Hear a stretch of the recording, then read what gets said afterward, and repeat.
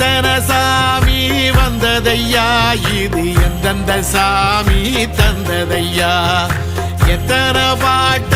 சொன்னதையா,